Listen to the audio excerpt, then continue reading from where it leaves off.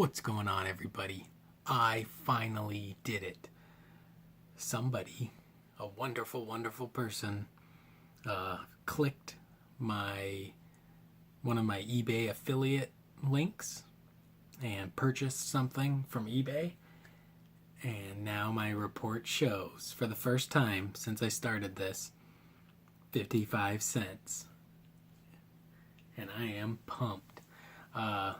First of all, I'm just glad to know that it works.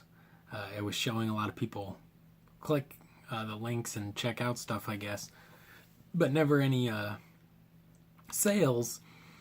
So super duper thank you to whoever happened to help out the channel by buying something on eBay. And this just sparked a interesting, maybe not interesting, but probably.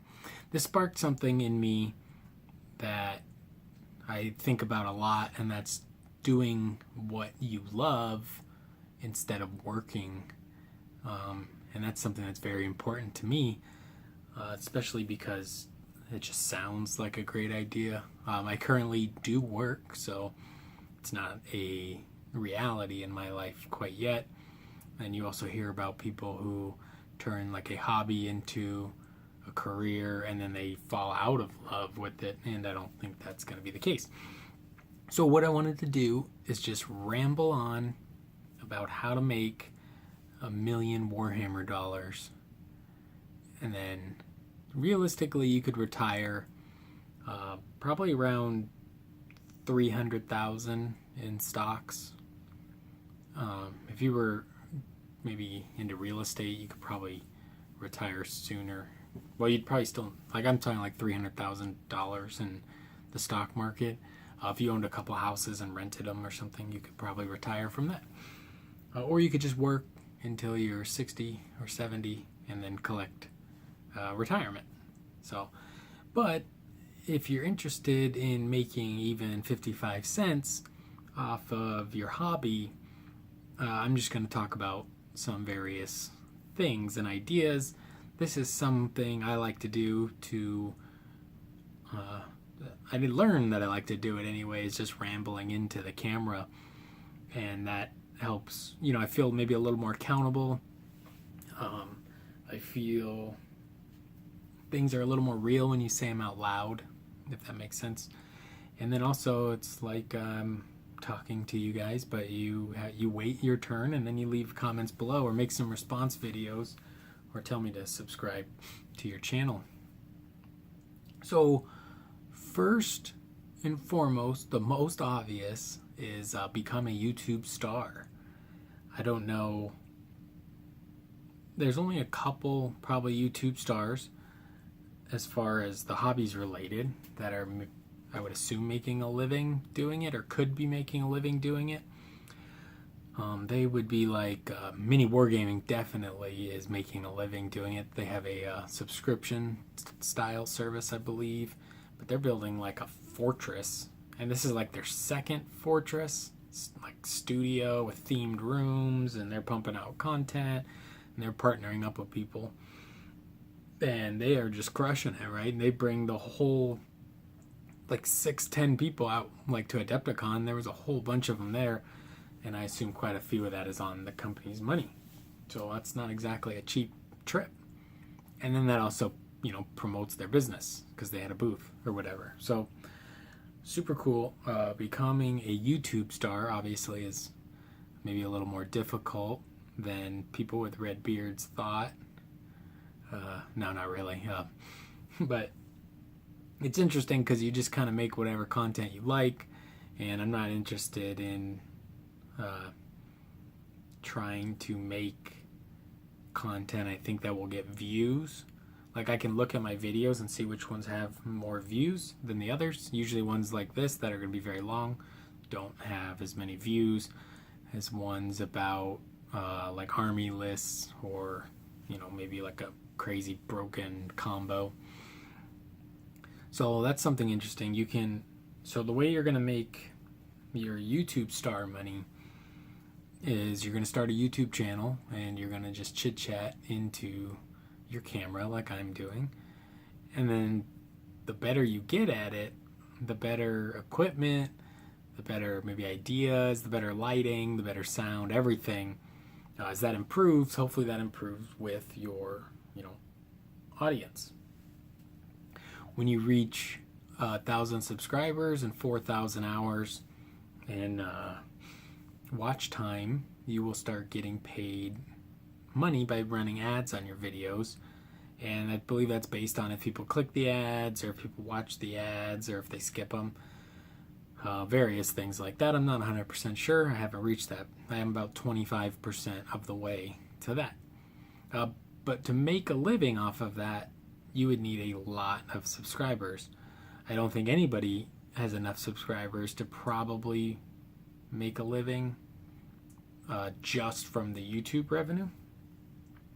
Another way would be if you were a YouTuber and you were sponsored by a product or company. Maybe you could somehow, be sponsored by Vallejo or something like that. I don't think Games Workshop sponsors anybody, but I wouldn't see, that could be something they do in the future. I don't know. They seem to be doing everything right as far as their business is concerned.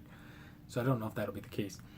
You might want to look into, I believe, so a big YouTube star, I don't know how big, but Kenny Boucher, Yo Dog, Next Level Painting.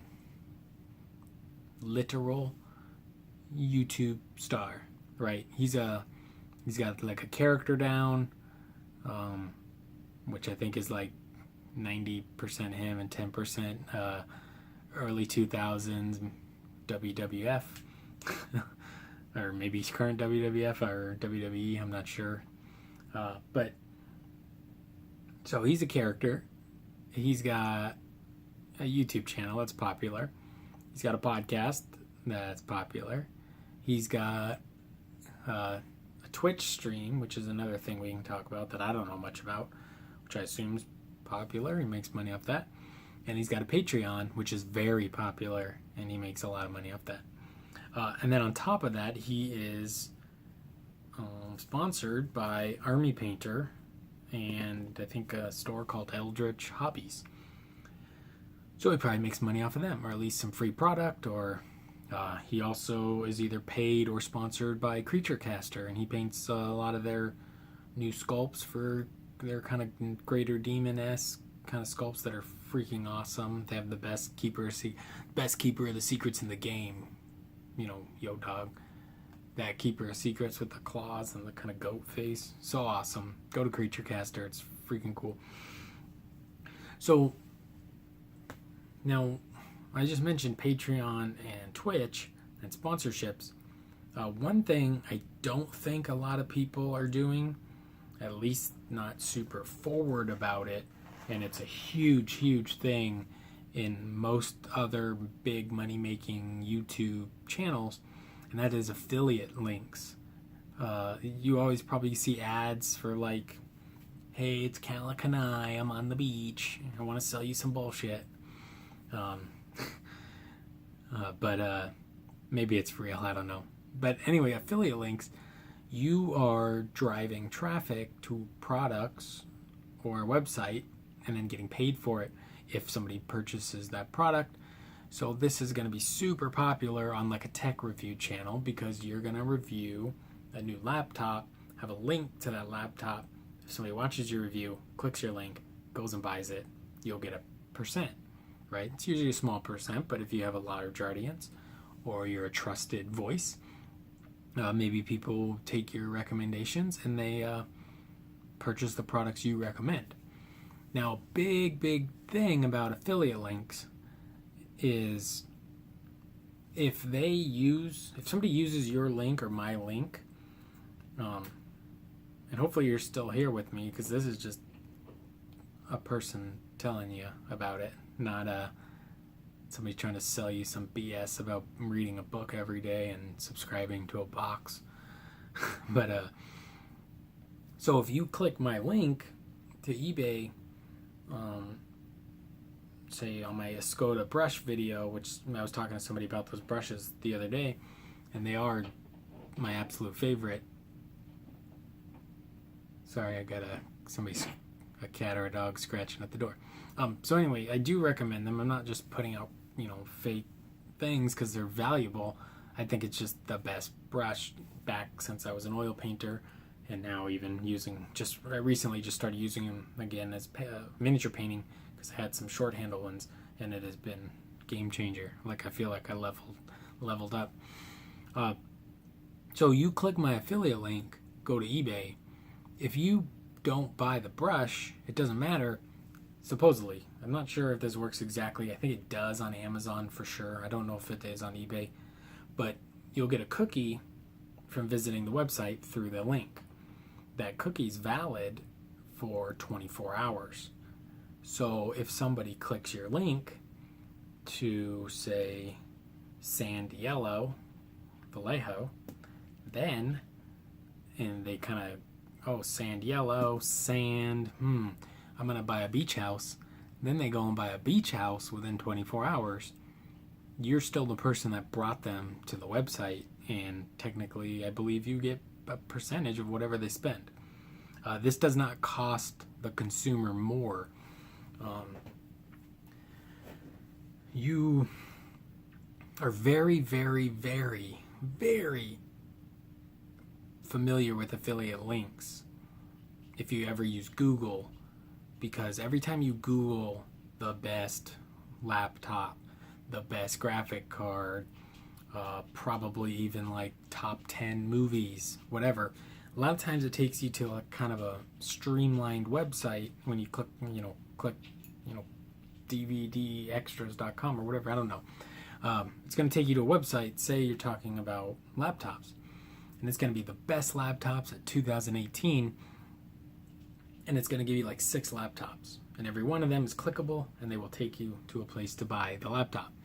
Those are not for your convenience. Those are affiliate links, and you are clicking them, and if you purchase the laptop after reading the review and say it was helpful, they will get a percentage of that. Now, this obviously scales very, very well, because if you have a lot of eyeballs on your links and clicks, that just increases your chances. That's my graph going up. I guess it should be going that way. That just increases your chances for making money through the links. Now, hopefully that made sense. We could talk about that a little more, but you can go on YouTube and find like a million videos about it. So when I'm talking, that brings me to my next point. Not my next point. A next example would be becoming a famous painter, which is obviously a goal of mine. I don't know, obviously, but it is a goal. It wasn't obvious to you, it's obvious to me. So becoming a famous painter in all of fine art, there's a lot of skill and luck involved, but a big, big thing about that is how many eyeballs are on your work. So a huge advantage now, and maybe a disadvantage, double-edged sword, I guess, would be something like Instagram. You could put up your painted miniatures or paintings or crafts or whatever artwork you do, and you kind of cut out the need for, say, a gallery, which would take 50% of your piece of the profit. But at the same time, they might have buyers and, be able to sell it quicker or whatever. But you could do it on your own, and you can do it on Instagram. So if you build up a lot of followers, you will have a chance at, how am I going to put more people that see it, more likely somebody's going to hire you for a commission or buy your piece, your bust, whatever. So here's an idea on that. This is another way to make $1 million. So this Micromania bust, Frankenstein I'm working on. He's only in black and white right now. I'll probably add color. It's probably hard for you to see, but you can kind of pick up the values I did, I guess. But so let's say with Instagram, I am a bust painter. Specifically, that scale, whatever. Say I paint historical, I paint movie, pop culture, whatever. But if I really love painting horror movie busts, right? Let's say I find the most popular, or maybe not the most popular, but a very popular female cosplayer or something that dresses up like Freddy Krueger at conventions, and she's got 500,000 Instagram followers, and they just all are people who like to watch her, dress up like a goblin or something. I'm not really familiar with this. I don't go to comic conventions, or I'm not really into cosplay, but you get my point. She would be considered a influencer on Instagram because of her amount of followers, meaning eyeballs. So you slide into her DMs, right? You contact her and you pay her money. Or maybe you can give her, she's into Frankenstein, you give her a Frankenstein bust, and in return, she posts a picture. Oh, I love my Frankenstein bust painted by the best artist ever, frankensteinbust.com. Also check them out on Instagram, whatever, right? Now she's going to drive traffic, boom, back to you. And then other people who like Frankenstein and like her are now coming to you because, you paint the best Frankensteins. Or maybe you already have some in the backlog, in your online store. So now you've spent, bought this Frankenstein bust for like $25 at Adepticon. Say you spent 20 hours, working on it, and then you sold it for $300-400. I don't know. And you're painting in your room, and you weren't working for somebody. Not bad. So that's another way to do it. And this is not something I'm familiar with in miniature painting at all. And so an interesting thing about that, maybe it's not necessary, because talent in miniature painting speaks for itself, because it really cuts out a lot of the interpretive, abstract art when you already are working on an object, right? If I paint the horns of this dragon, say, swirly green and blue, and it's a field and a sky, and it's on the horns, it's going to look like a big pile of poop. So it kind of cuts out a lot of that abstraction. So just simply being good is going to also get you a lot of followers on Instagram, and then it would also get you a lot of commissions or selling individual pieces to collectors. So number one there would be just raw, undeniable talent at your craft. And you could take this however you want. If you play guitar, being really good at playing guitar is probably going to get you views on YouTube, right? And then you could, say, have affiliate links to the guitar you play on Amazon. They could buy your guitar because they like how it sounds when you play it, and your pedal, and the strings you use, and maybe even the shirt and the hat, or maybe that's your logo, and you sell that in your own store. So about now we've made probably $300,000, right? Easy. So I'm retired at that point. $300,000 in stocks, good to go. But we'll continue on for a bit more, just in case you're listening to this in the background while you're painting.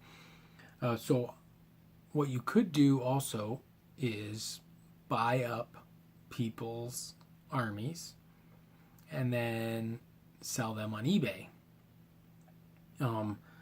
This is a great thing to do as far as making some extra money. But if you're in the hobby, you end up collecting and saving most of these things. I do buy and sell, but I mostly buy.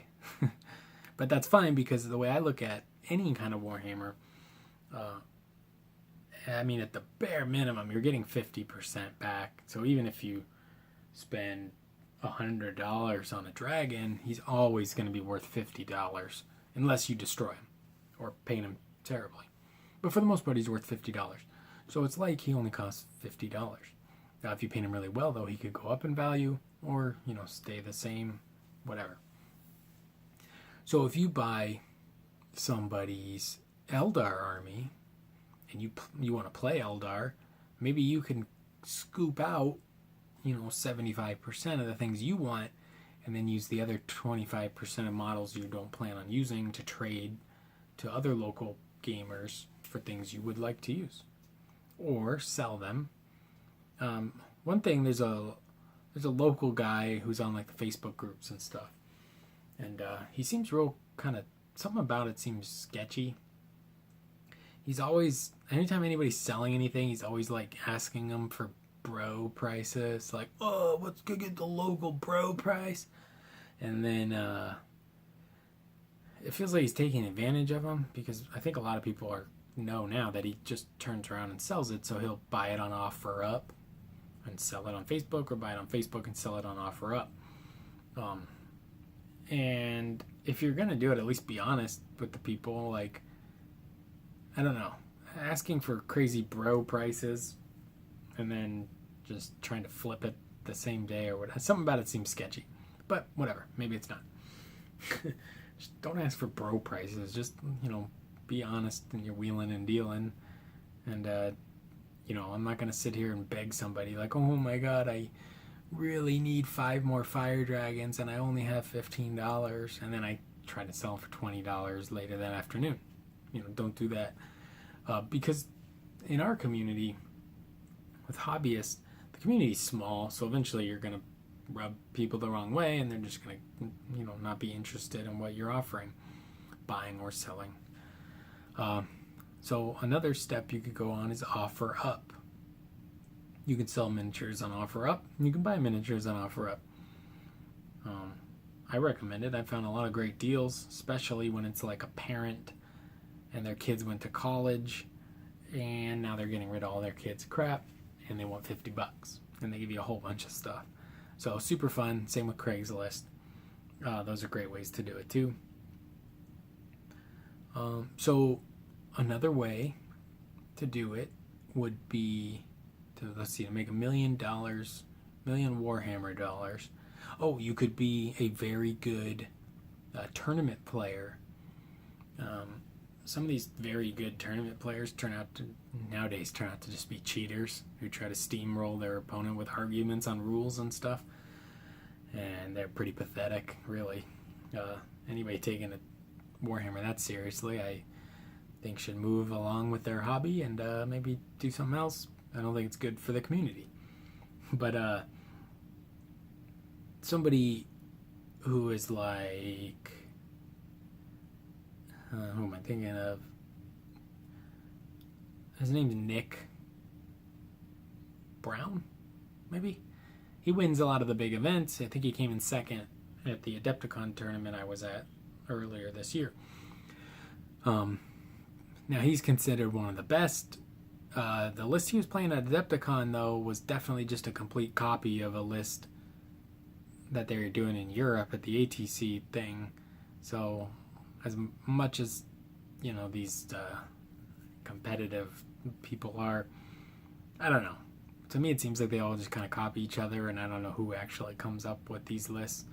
And generally, they're built around something that kind of breaks the rules and absolutely nothing to do with skill, in my opinion. And also, I think skill is kind of a bit of a myth outside of maybe target priority, but anybody can copy some kind of list and then just play it over and over again, right? Because it has some kind of broken rule mechanic or something that just is, more advantageous, giving you a slight edge. Of course, dice rolls and everything still come into play, but that's just how it is. So if you become a popular or famous or well-known tournament winner playing Warhammer, Age of Sigmar, or 40k, I feel like more so with 40k right now because it's so popular, you can charge people for like one-on-one coaching. You could charge people for like helping them build an army list, things like that. Write a blog, right? You can do all those things, and these people do those things. But I'm not sure that they go back and have an Instagram, and I don't know if they have affiliate links on their website for, the type of airbrush they use, for example. So when you start stacking it all up, also if you're, say, that guy who's like considered like the best, I guess, when the sponsorship money rolls in, when Red Bull starts signing Warhammer players, you're gonna get the Gatorade contract, the Red Bull contract, the Nike contract, the Reebok contract, the Adidas contract, Under Armour, so on and so forth. If you're like me, you will not, because you don't win events, and so I guess I'm gonna miss out on that $1 million. And that's also just an idea or speculation that one day the hobby will, or at least on a competitive level, turn into more of an e-sport. I keep calling it e-sport, even though somebody corrected me that it's not electronic. I was thinking e-sport, like you have to watch it on electronic devices. But whatever it would be called, I guess a tabletop sport. It'd be like watching chess. Obviously, there'd need to be a lot more visual things for the viewer before that could take place, like instantaneously seeing what the players roll, way more precise measurements of movement and whatnot. So anyway, a lot of challenges with that, but if the day comes and you're very good at the game and you win a lot, you would be right in line to get that hobby money, sponsorship money, right? And then you could walk around Nova or whatever with your Vallejo jacket, or maybe one day you got the Games Workshop patch on your coat, something, I don't know. So that would be like NASCAR. Obviously they got a ton of sponsors. You could be sponsored by Vallejo, and then your Army's painted by a famous artist, and you're sponsored by them. And that could stack on. Let's go back to another example. Patreon. This might be the last one. We're going to run out of time here. But Patreon is like the icing on the cake for a lot of these strategies, which I don't have yet. I will have eventually. I just don't know what I can really offer. So let's take somebody like Ben Comets, one of arguably the best miniature painters in the world. Won like 1 million golden demons and slayer swords and crystal brushes and so on and so forth. And I had the privilege to see a little bust of like a Japanese guy he painted, or maybe I think it was a Japanese like monk. Nah, that sounds wrong. I don't know. Anyway, I saw it at Adepticon. It was amazingly good.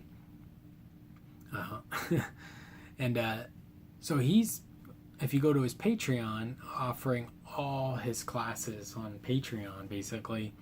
So he's basically at that point like an art teacher or a professor. He's teaching classes at conventions, and he is teaching his online students, like an online school, through Patreon. And I'm not sure if it was visible or not, but I think he gets like $2,000 a month from his Patreon subscribers, right? And they all pledge money. It's kind of like a month-to-month Kickstarter. If you're not familiar with Patreon, definitely start looking up some YouTube videos on that. If you check out Kenny Boucher, Next Level Painting, he has a Patreon, and this is a really good example. So, let's go back to Ben Comets first. He's one of the best painters in the world, and he's incredible. I hate just saying like the best in the world living. Dead, it's William Boucher, but we all know that. So he is painting. So let's use Frankenstein here as an example. Frankenstein's monster. He's painting this bust, for example, right? As he's working on this bust, you are paying for... I almost dropped. I did drop him. I caught him. You are paying money to the Patreon every month to be able to watch him work on the bust. He's teaching you how to do it while he does it, so he's teaching you. But maybe that bust he's working on is something that somebody commissioned him to do. You see where I'm going? he's getting paid multiple times for one project. Pretty impressive, pretty incredible, right?